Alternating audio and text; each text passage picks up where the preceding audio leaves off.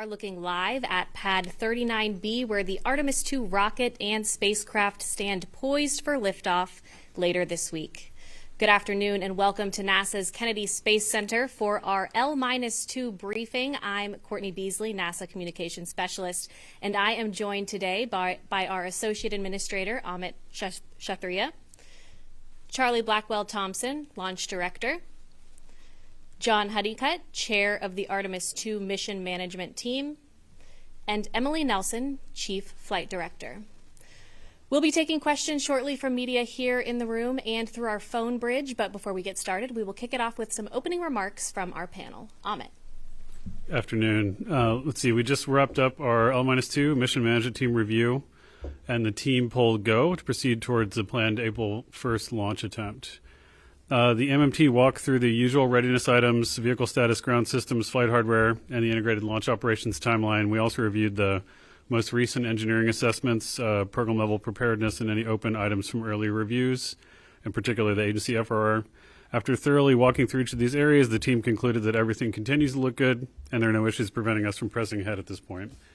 As we enter the pre-launch phase, the teams are in a strong posture, and the mission remains on track.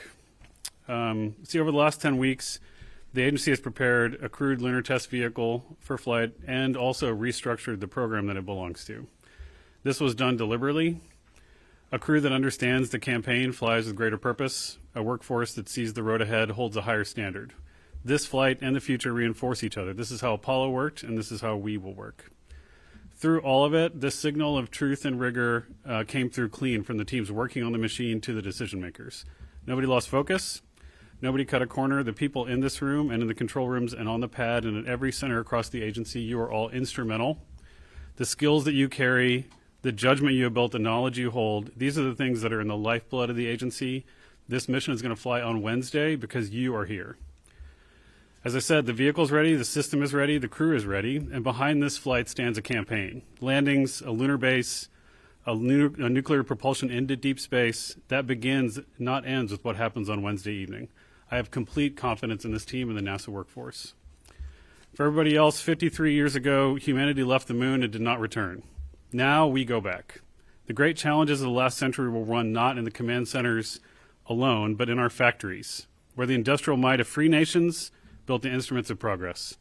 This challenge of expanding the frontier will be won the same way, by the craftsmen, the engineers, and the industries of free nations building together what no nation can build alone.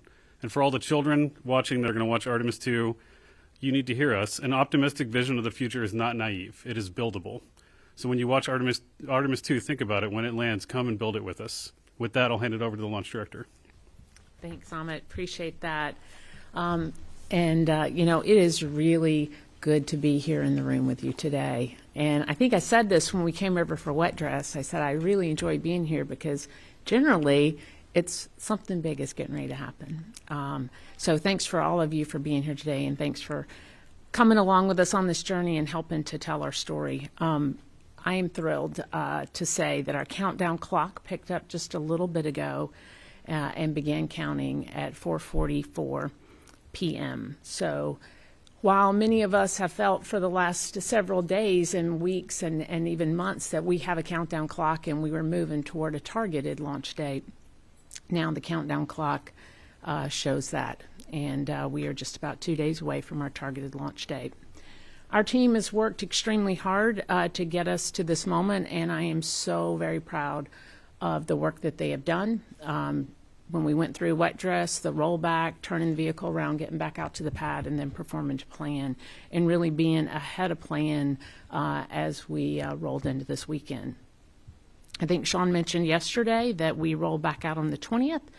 And since we've been back out at the pad over these last 10 or so days, we've got all of our planned work is complete. Launch countdown preps are complete. We had all of them essentially done on Saturday. Emergency egress system is configured, ready to go. Crew access arm configured. We are now into, like I said, our launch countdown operations. So we'll power up Orion a little bit later this evening, and then core stage a little bit later after that, and then ICPS will follow. We'll begin the configurations of the vehicle, the checkouts that we do prior to getting deeper into our countdown, and all of this will take us over the next day or so. We do have our air to GN2 changeover will happen early in the morning on the 1st, and as you know, that kind of sets the pace for when we can tank the vehicle. Our LD go for cryo load is at 0734. We did put a new hold, or we extended the hold a little bit in the countdown just before tanking. So if the work is done and the team is ready, we may tank a little bit before that. We'll make that decision on console. But the tanking is planned for 0734. And that puts us, if everything goes to plan, with all stages replenished and the closeout crew ready to head to the White Room somewhere after 1 o'clock. Our flight crew will depart the ONC just before 2 o'clock in the afternoon, and we'll count down. We'll get them in the ship. We'll do comm checks, make sure all of that's good, get the crew module configured, and we will count down to our T-minus 10-minute hold. Once we finish up that 30-minute hold and all systems are go, we'll pick up the count and we'll count down to our T0. So that's a little bit about our milestones and kind of where we are. It is an exciting time. It's an exciting time for this team and our crew and really our nation and the world. So we'll, as many have said, even yesterday, and as we talk about in all of our management meetings, we'll fly when this hardware is ready. We'll see if it's ready to go in just a couple of days. But certainly all indications are right now we are in excellent shape as we get into count. And with that, I'll hand it over to John. Thank you, Charlie. Let's see. It's L-2. Glad to be back with you folks. Amit gave you a good overview of the L-2 mission management team meeting today, so I'm going to talk to you a little bit about why we do it and what the process is. So it's an important checkpoint following the agency flight readiness review. It's not intended to be a rerun of the flight readiness review. Rather, it's a chance for us to get together and do three things. It's walk through the work that we've closed since FRR, walk through the work that we're still doing, and then discuss any new issues that are out there. So today we took a focused, disciplined look to validate the work we've done and make sure that the path to the next milestone is clean, deliberate, and fully aligned. Before we polled the mission management team for go, we had a verbal roundtable allowing all the program managers and advisors an opportunity to ask any remaining questions. There were none. Before I polled the team, we took about a 10-minute break. I like to do that to let folks that are might be a little bit intimidated get questions to folks that are willing to speak up on their behalf. We got folks to get back together. Again, there were no questions, and then finally we conducted the readiness poll and for launch operations, and we had full concurrence, and we were a go. So with that, I'll turn it over to Emily. Thank you, John. And again, I'll thank everybody for coming. We really appreciate your support. Our teams in Mission Control and our crew members have spent the last over a year, 2 years, dedicated to training for this particular mission, developing all of the products associated with this flight, and they are ready to go. Our crew members, Reed, Victor, Christina, and Jeremy, they spent the last couple of days here at the Cape since they got here on Friday, getting an opportunity for some rest before we work them very hard. They are getting an opportunity to spend some time with their families. Tomorrow they'll get a few last-minute briefings and meetings with some of the team before they head into launch day, as Charlie spelled out for you. As we come to this really exciting moment, the opportunity is immense for us to finally get the opportunity to send our crew farther than anyone's gone before. And it's an incredible moment for the Artemis generation, and we're excited and we are ready to press. I got the opportunity to talk with Reed earlier today, and when the teams are ready and when the spacecraft is ready, the crew is ready and excited to go. So with that, I'll hand it back over to Courtney. All right, We will go ahead and kick off our Q&A portion of the briefing. If you have a question here in the room, please raise your hand and we will get the microphone over to you. We'll start right here in the front.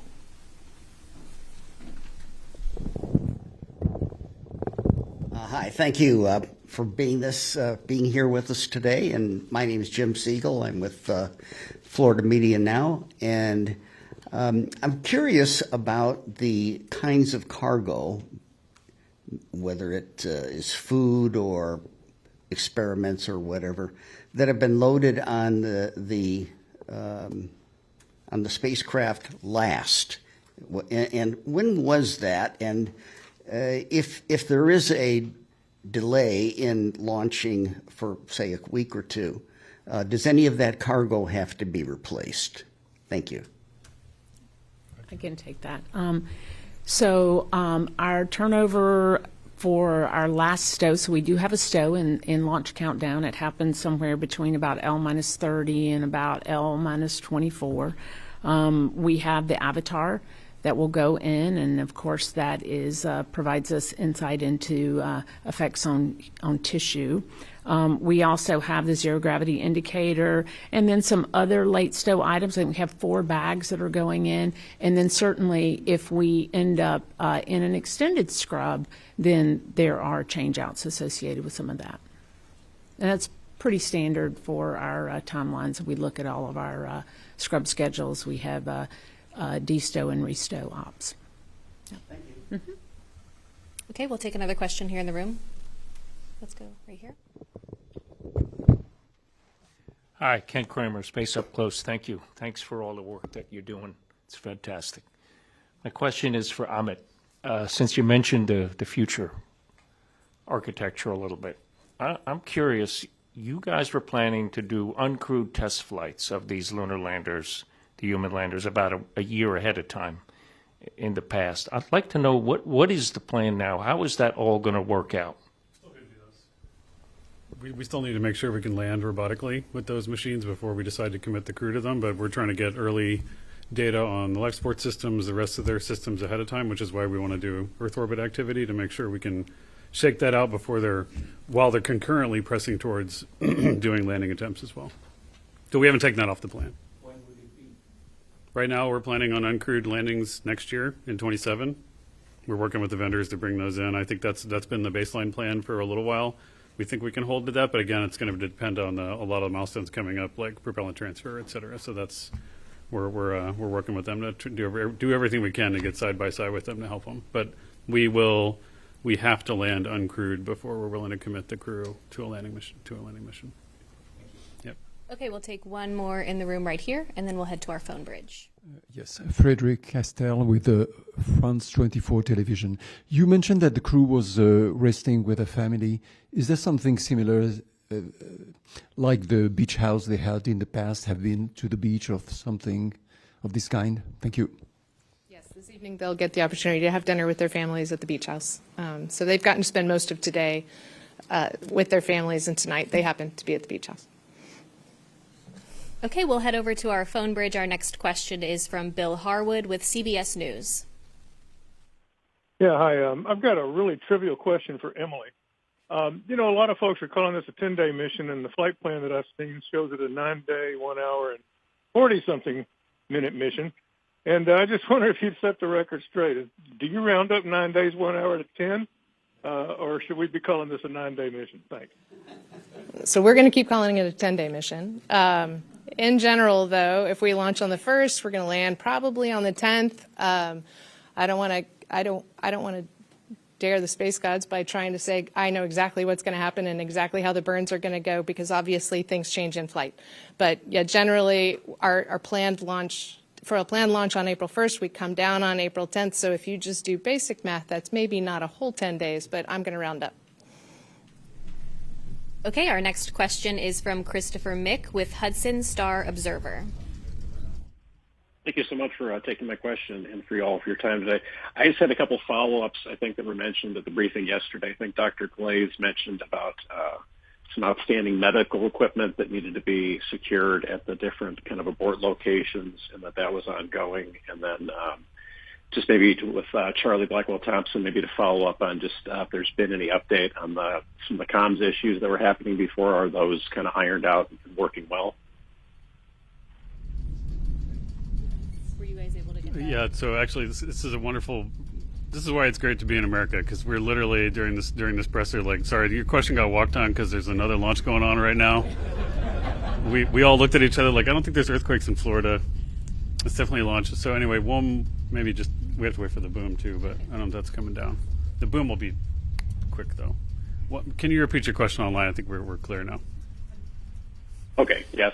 I was just asking, kind of following up from yesterday, I think Dr. Glaze mentioned some of the medical equipment that still needed to be secured at some of the abort locations, was just checking on the status on that. And then maybe for Charlie Blackwell Thompson, we just wanted to see if there's any update on the comms issues, since you have people on the countdown now, if that's been ironed out and working well.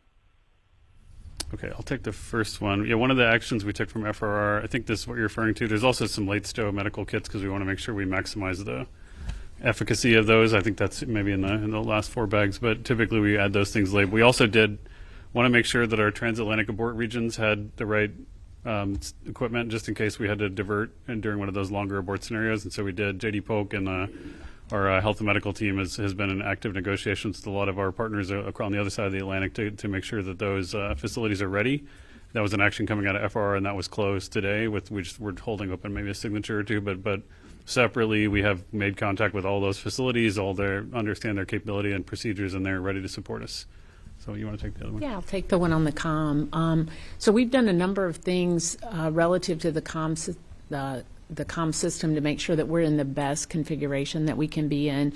We actually did a big comm test before rollout, and it worked very well. We didn't have any issues. As part of that, we did a system load, had the firing room full of folks just to make sure that it wasn't related to how much load you had on the system. We've also added some rigor into the network that we have and the ability, in the event that we have an issue, that we can go isolate that node of the network. And so that was a change that we put in place, and we tested that out.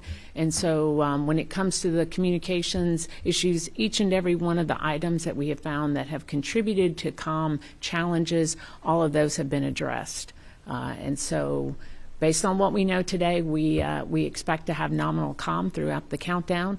Certainly, you can have hardware that breaks, and so if something else or something new were to happen, we will do what we always do, and we'll assess it, and we'll address it in real time.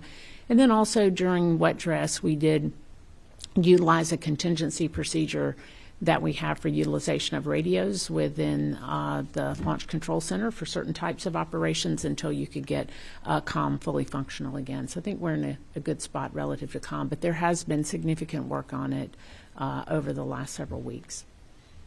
Okay, we'll take some more questions here in the room. Let's head to the back on this side. Jackie?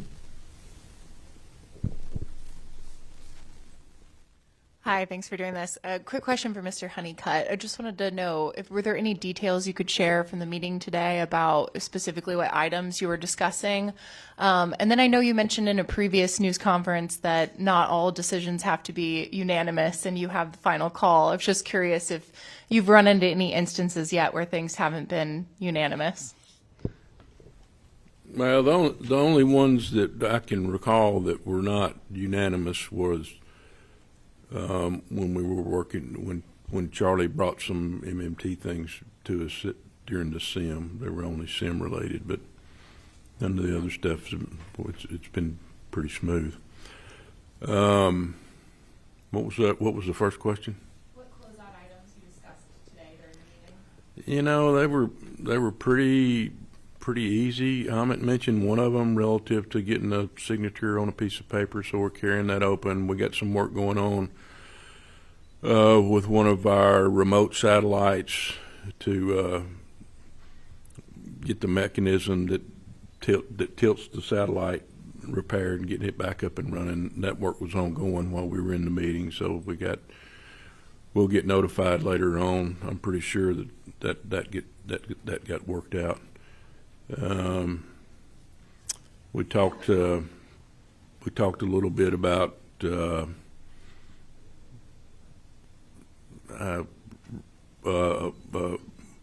a gas analyzer that's on the Orion capsule got satisfied with the minor challenges that we had with that. So those kinds of things. It wasn't anything big. No showstoppers. Nothing that gave us pause for concern and said, hey, we got to come back tomorrow and do L-1. Okay, let's take a question from this side, right here on the second row. Hi, Philip Sloss. I think this is for Charlie. Previously, you talked about a part 2 of the countdown demonstration test. Were you able to do that with the crew out at the pad?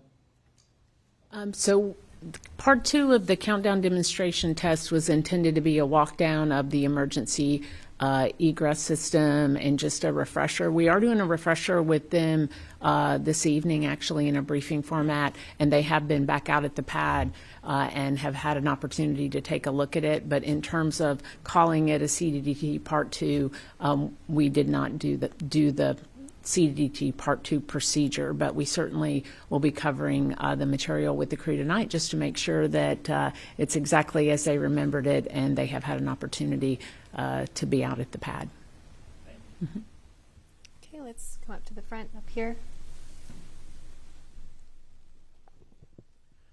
Thank you very much. Tarek Malik with Space.com. I think for Charlie, it sounds from what you're saying that everything seems to be going extremely smoothly. I'm curious, are there any open items with the vehicle at all right now? And if not, like what are the key, I guess, checks between now and tomorrow, that you're looking for to make sure that all the boxes are checked, the I's are dotted, et cetera, for that?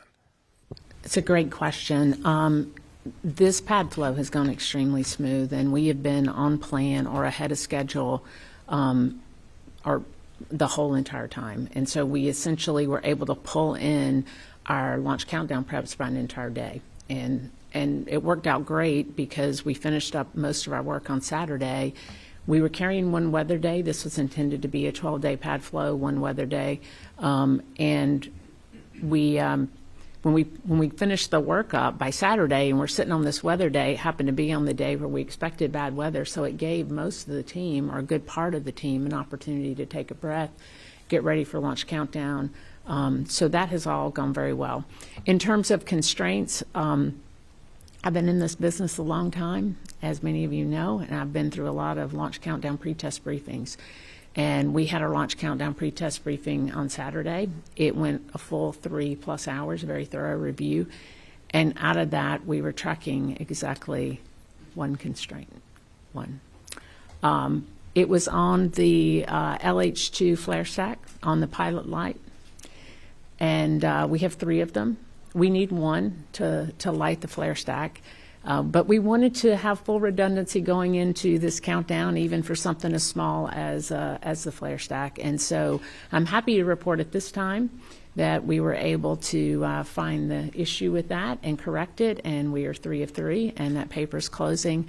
And the last call to the firing room before I came to this briefing, the most significant issue that was being worked at the time was they had a couple of monitors in the spare console that we don't use very often, but when they powered everything up and they were going through all of the checks, they found that they had 2 monitors that needed to be replaced. So, those are welcomed issues. If that's what we're talking about, over the next few days, that'd be great.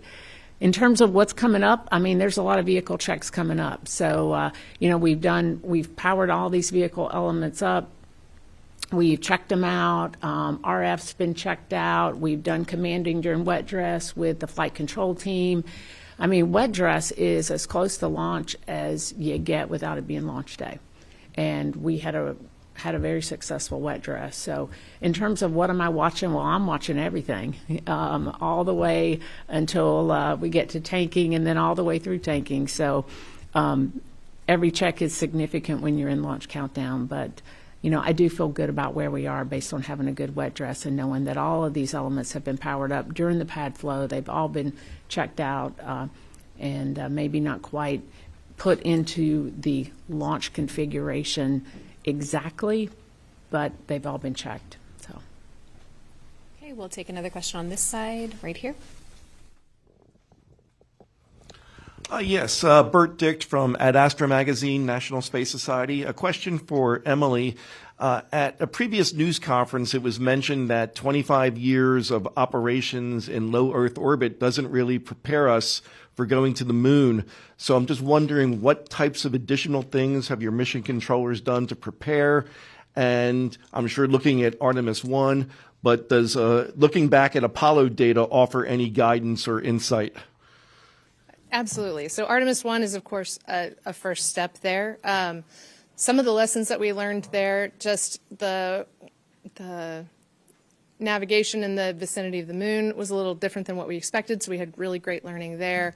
The how to operate this spacecraft in its space environment, when you're orbiting the Earth, you get a lot more eclipses, you have a certain type of environment that you're working in. The environment as we're going out to and around the moon is a very different environment. So we learned a lot about how this spacecraft will operate in its environment.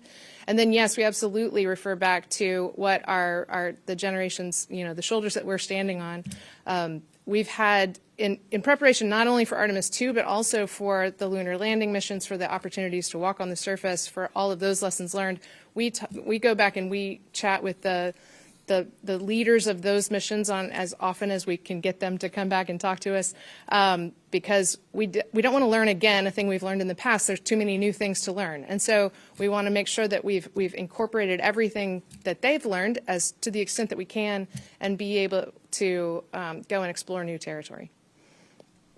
I'll just add real quick the premise, a little bit of your question. I think it's the right one. I think the risk tolerances are different, and leaving LEO is a different kind of mentality, but the life support systems we're fielding on Orion were first fielded on ISS. The main engine on the service module was first fielded on ATV, which rendezvoused with ISS. The health and medical performance, all of the suit designs that we're feeding forward, 25 years of flying space station has given us reliability and understanding of the elements of the machines that we're flying around the moon to a large extent, which is why we're comfortable taking these risks, because we have fielded, if not the exact same variants, but a lot of the same pieces of hardware with heritage from the station program. Okay, we'll take another question on this side, second row right here. Thanks very much. Ivan Semenek with the Globe and Mail. For those, this is a question I think for Charlie Blackwell Thompson. For those who are not in the space business, I think countdowns usually start 10, 9, 8. Here we are, 50 hours or so ahead of the launch. I was wondering if you could unpack what determines why it's that amount of time, and what's the difference between being in countdown, not being in countdown at this stage, what that means for everyone and for the crew too. Thank you. Yeah, absolutely. And you could start a countdown, you could decide, and we made a decision based on, I would say, a little bit on heritage, but you could say that countdown started at tanking, and some folks do that, and then it would be from, about that last 12 hours or so. For us, the decision for when countdown started, it was when are we starting to configure the ground systems and the flight elements for countdown. And when you start from scratch, you go and you look at how long is it going to take to do, and you lay it out step by step, and it turns out that it was about 2 days long. If you laid that side by side with shuttle was about 3 days long, so it was longer. If you look at it next to some of the commercial missions, you'll find that they're a day or less. So we're somewhere right there in the middle, but it's really driven by the work. You could draw that line anywhere you wanted, really, and say it's going to be the last 10 minutes and all this other stuff is going to be called preps. But for us, what we decided was that it's when you start doing that final configuration of the ground systems and the flight systems. But you're right, most folks think about that last 10 minutes and those polls and getting into those dynamic systems and the final countdown. Yeah. All right, right there. Good afternoon, Nelson Castro from Channel 13 and TNF from Argentina. Artemis is taking an Argentinian-made satellite. My question is, 2 questions. What are the main goals for you for the whole mission? concerning the information that that satellite could provide. No, and also, does that mean that in the future, this cooperation with foreign countries in order to take part in the mission is going to be a trend? Thank you very much. I'll take the second part, and then what do y'all does the payload stuff good? This crew is an international crew for a reason.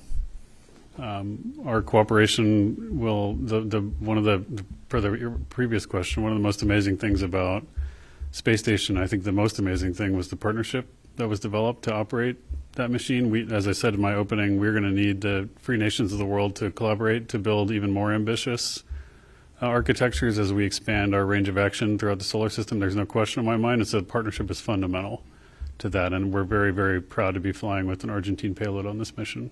In terms of the details, I think it's co-manifested, but Emily, do you have that? I don't have the details on each of the co-manifested payloads, so I'll have to go and look that one up for you. It's a unique experiment because in this particular case, where it's on Artemis I, we had co-manifested payloads as well. Those had a little bit more benefit because they were riding along with the basically propelled by the ICPS. The ICPS for Artemis I was a heliocentric disposal, and so in which case those payloads are put on that trajectory.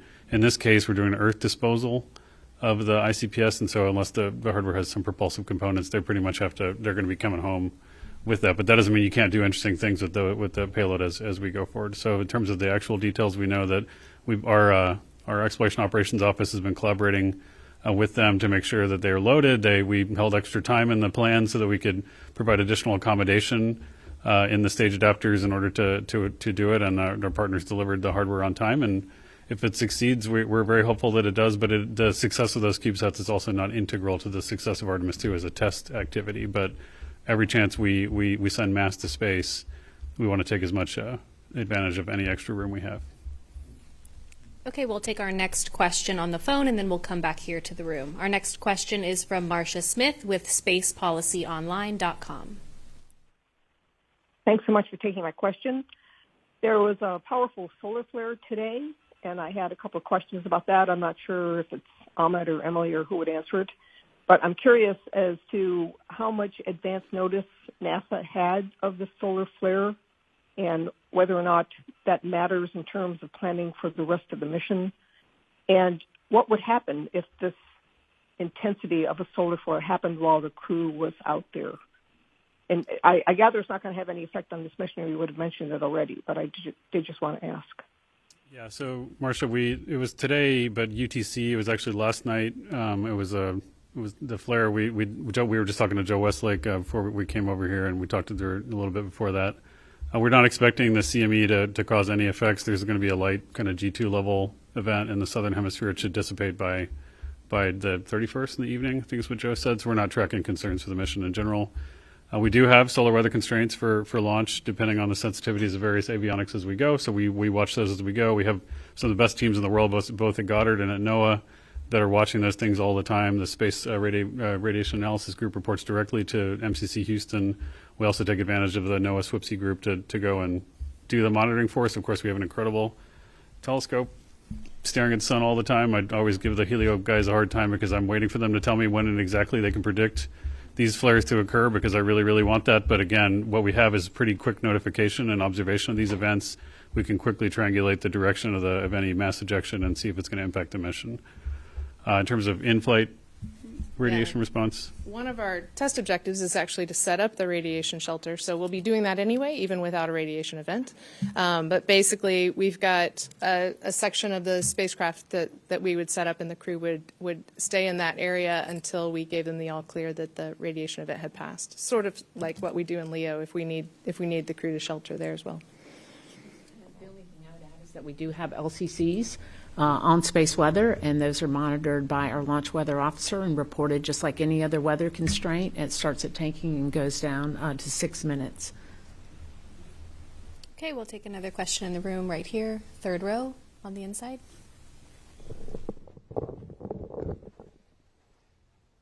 Hi, Lauren Grush with Bloomberg. Thanks so much. I was just wondering if you could walk us through the various abort scenarios and the contingencies for this mission, both during launch and during the major milestones during flight.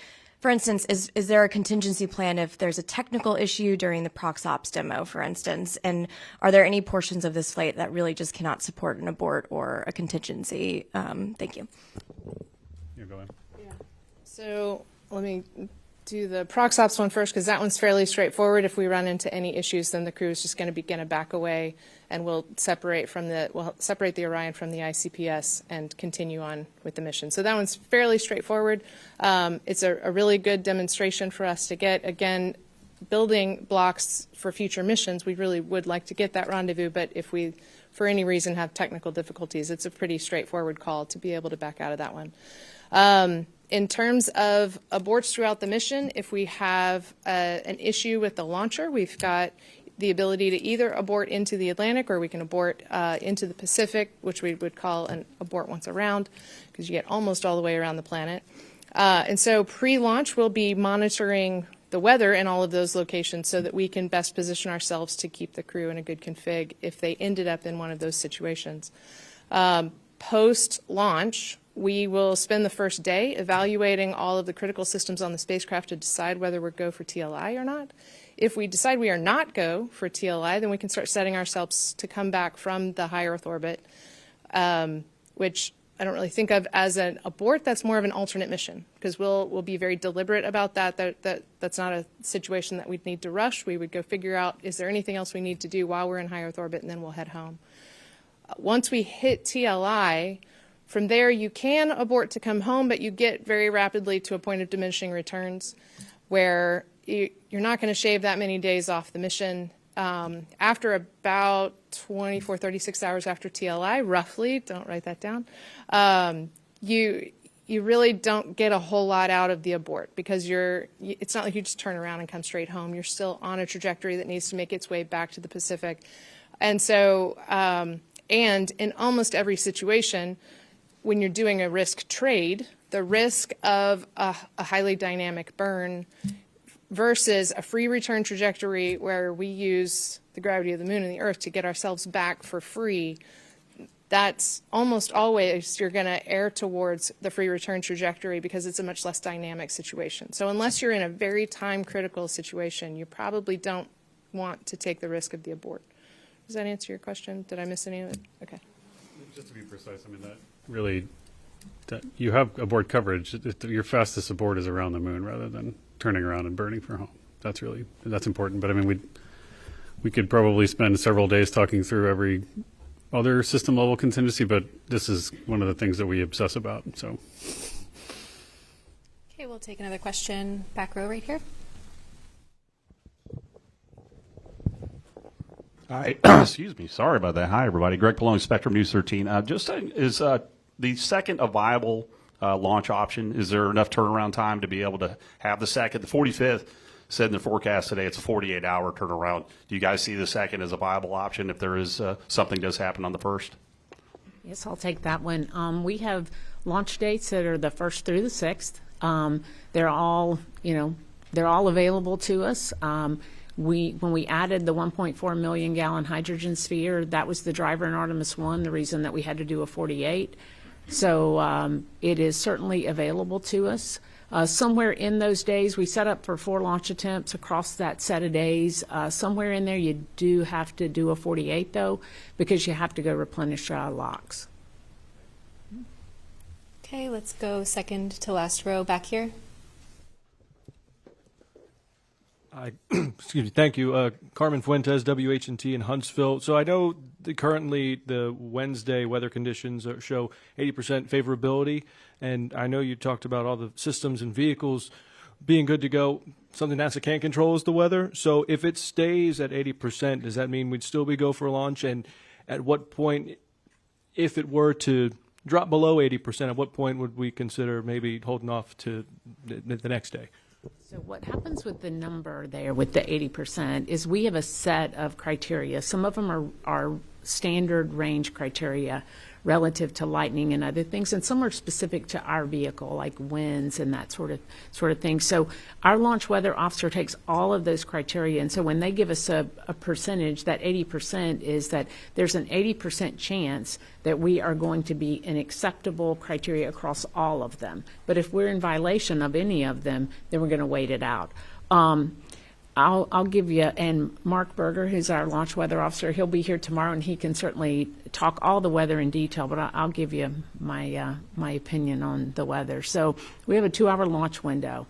That's a wonderful thing, because when you look across the forecast, and I was looking at it just this morning, and you look at the winds, I think we're going to be okay from a wind perspective, and really what they're looking at for the most part is cumulus clouds.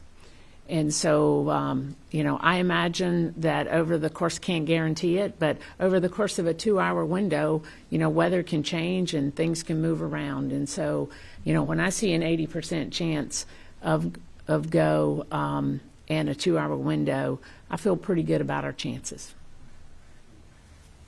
Okay, we'll take another question right here. Thank you. Manuel Masanti with Exploración Espacial. I was just listening to you, and my question was, well, everything seems to be so smoothly from rollout, flight readiness review, all the meetings you've had. So it seems like this is it. And if it's weather cooperates, my question is, what percentage can you say, okay, we are ready for April 1st? I'm just going to make an appeal to the space gods. Okay, we don't taunt the machine, we don't taunt weather, we don't do any of those things. However, Charlie. So, we have over 500 launch commit criteria, and in addition to that, we have our weather criteria. We monitor them all the same, regardless of whether you've had a smooth pad flow, whether you've had, challenges. They're all the same. You're going to monitor that data and make sure that hardware is ready to fly. And the same thing on the weather. So, we'll keep monitoring them all. It'd be nice if we didn't have a whole lot to talk about. But you know what? This is the thing that I love about this team, is that when you have a problem, they run to go solve it. And I think, if something does come up that we don't expect, or we do get a little hiccup along the way, we're just going to work our way through it like we always do. But right now, the hardware is performing well. The weather looks, I would love to look at this weather forecast and see a 95% chance it goes. But the weather looks like something that we can hopefully work our way through if we do end up with some clouds or a little bit of precip along the way. We'll just see what the next couple of days bring. Okay, we'll take another question in the room right here. Jonathan Seri with Fox News. Question about quarantine procedures as the astronauts visit their families. For the families, are the quarantine procedures identical, or is it a little more lenient for them? The quarantine rules are the same for everyone. It's just a question of whether they go into quarantine or not. And we have 3 different levels of three different levels you can be in. And so, like, for instance, because I'm here with you and I'm not wearing masks, if I were to need to go and talk to the crew, I would have a mask on. I would maintain 6 feet distance. These are all rules that we're now all very familiar with after our joint experience. And so generally immediate family members that are capable of it. So if you've got teenagers that are in school, they're not going to be able to go into the same level of quarantine that maybe little bitty kids would be able to. And so it'll be different for every family member, and then really how that just affects whether you're masked up, whether you're distant while you're with the crew member. Okay, we have another one right here on the same row.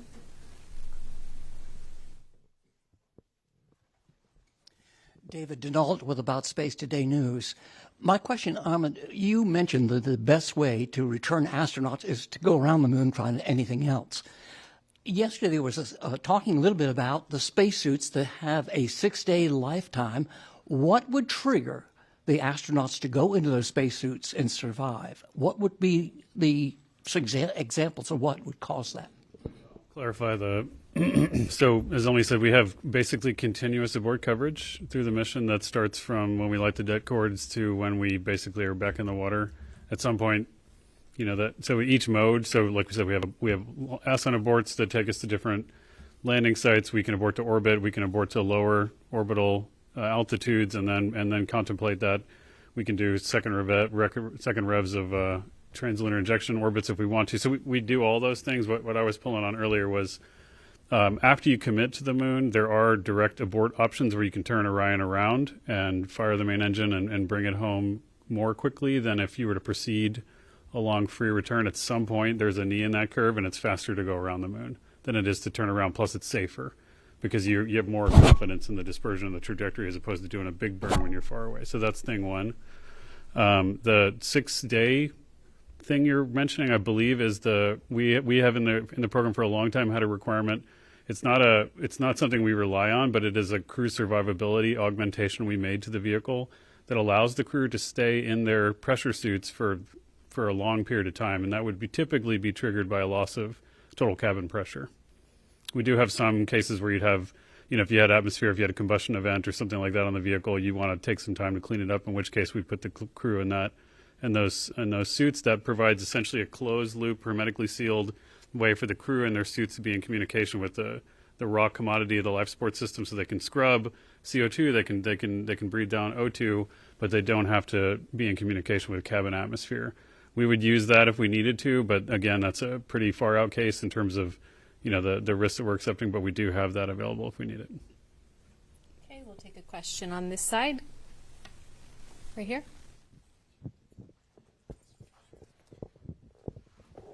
Hi, Jackie Goddard for the Times of London.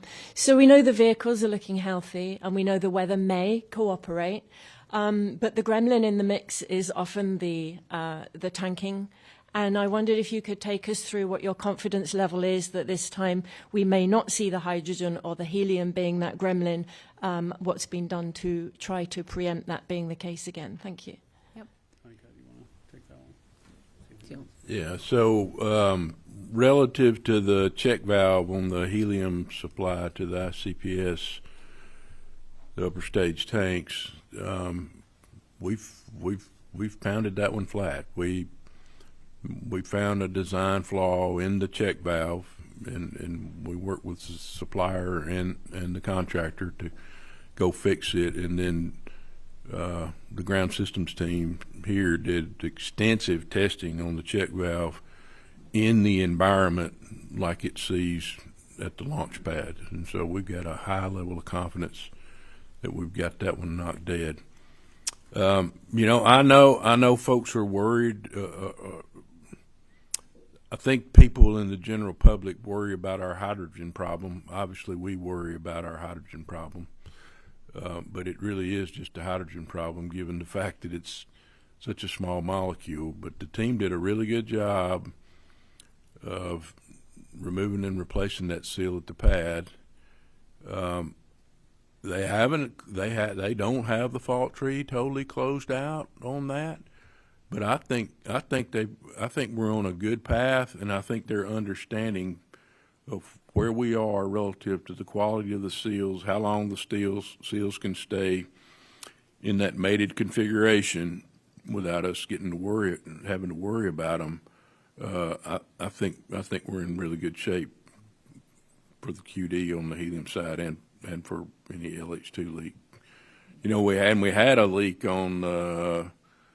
During the countdown last time, I guess it was on the lock side, on wet dress, on the lock side, and we didn't have an LCC for that because it's oxygen and it's mixing with the air. So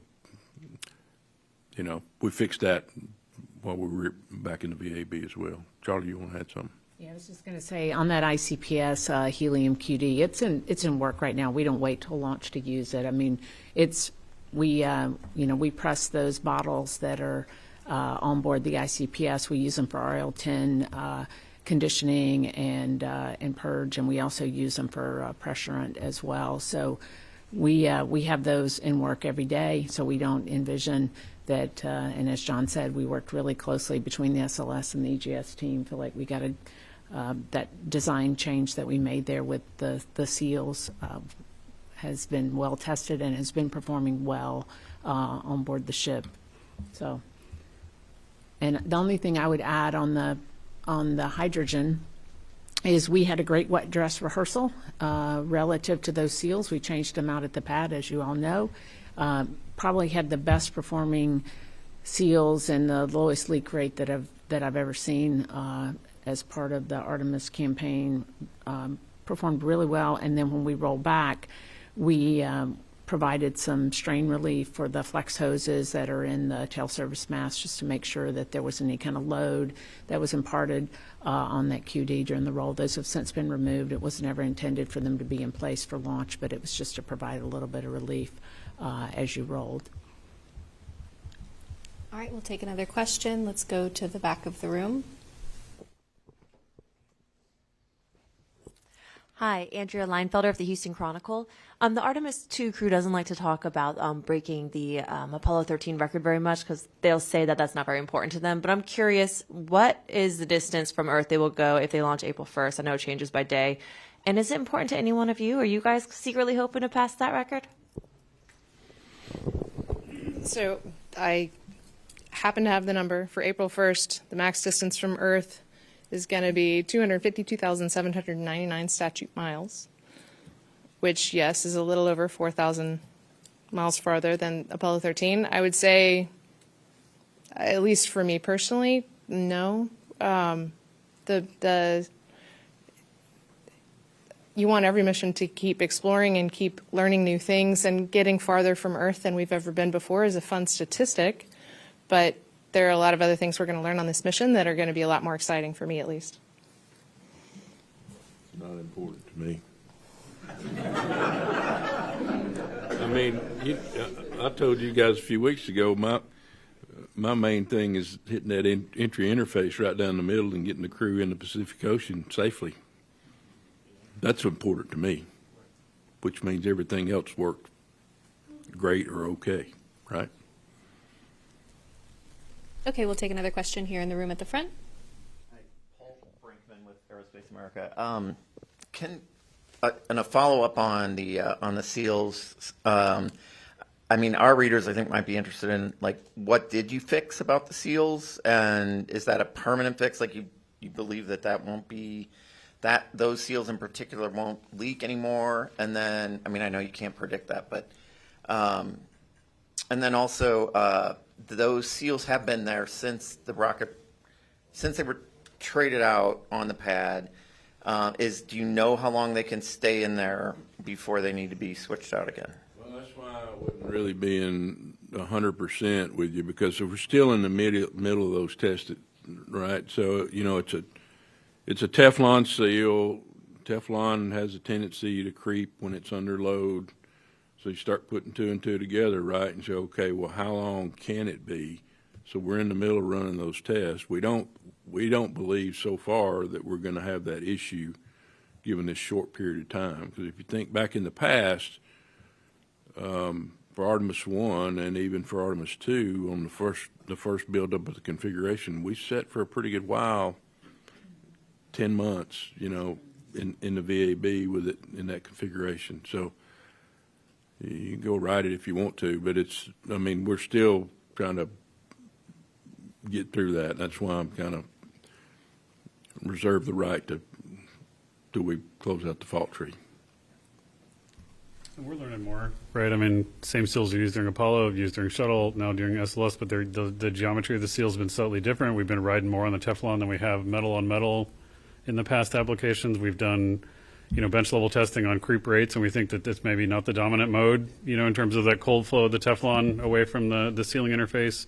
Time under compression is probably the contributor the most. So, but we have to get through all that data. I can tell you that by the time we do the third core stage, we're going to have this thing licked in terms of strain relief and different ways we can make sure we're not putting loads in the seals, because every time we do these things, we learn more about how they behave under cryogenic load as well as under compression. And so I think with the data we get here, as well as what we'll continue to do on the bench, that hopefully this is the last time we have to go through this. But again, like Honey, I'll be careful and reserve the right to be cautious. Okay, we have time for a couple more in the room. We'll go right here.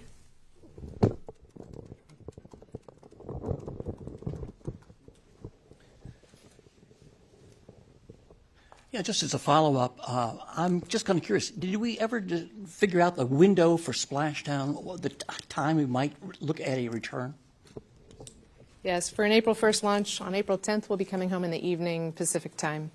About what time? Roughly the 5 p.m. time frame. It'll kind of depend on actual performance across the trajectory.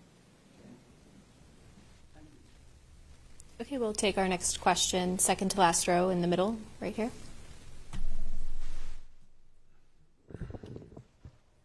Hi, thanks, Joey Roulette for Reuters. Anyone who wants to answer, is there a launch opportunity within the April 1st to 6th window that does not involve the crew going farther than Apollo 13? I know you guys aren't really tracking that milestone that much, but our readers are really interested in it. And then I had another quick question. Can you remind us what kind of the core objectives or objectives for this mission are, such that not accomplishing them on this mission for any anomalous reason would either lead you to repeat it or tweak the parameters for Artemis II?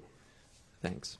So I can give you the first one. By April 4th, it's close enough that it's within the error of our trajectory planning tools. And so 4th, 5th, and 6th, it's all in the wash. You're not likely to exceed that Apollo number. And Amit, you want to talk about the goals? Joey, I know Honey wants to hit the EI, and that's right. That's his job. I will tell you that it is, to me, marking the milestones it's cool, right? It's a fun thing for people to realize that people haven't gone that far. I will tell you, we will not pick a burn plan or take any additional risks with the machine that makes sure that we hit that milestone. It'll just be a happy accident of physics that it turned out that way.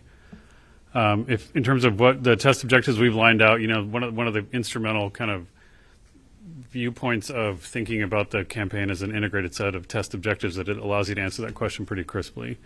So, the life support system, obviously, the check out what we get is a critical objective. If it turns out that we don't get the performance we need after the acceleration vibe, we'll come home. We're not going to commit to the moon if we don't have the performance. For the docking mission, we will make changes, but we will probably commit at that point. I can't tell you. It'll depend on the nature of the failure. My only point is, the closer you are to home, the more risk you're willing to take on some of those systems as you do that. So, but that system is critical.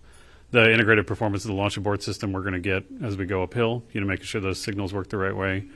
The test of the machine and its environment, all the different test objectives we have during transit, making sure we can do that, navigation, et cetera. There's an integrated suite of objectives that I think we picked up a lot on Artemis 1 already. Recall, Artemis 1 actually inserted into lunar orbit and showed us a lot of those things, so it's not necessarily that critical. The heat shield itself, we want to learn and make sure that our modeling, we did so much modeling on the interaction between this version of the heat shield and its environment, even though we were being very careful about how we maintain the environmental control of that heat shield as we come in.